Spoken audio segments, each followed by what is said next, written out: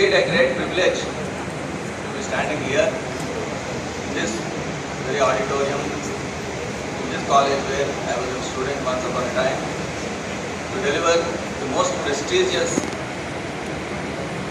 oration of ASI Andhra Pradesh, Dr. Shanmukeswar Rao Memorial Oration. I thank the organizing committee and the selection committee for giving me this opportunity.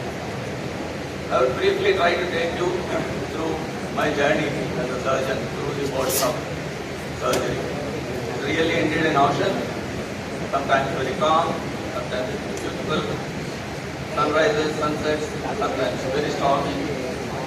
So, before I actually dwell upon the topic that I have chosen for this oration, let me pay obeisance to all my gurus.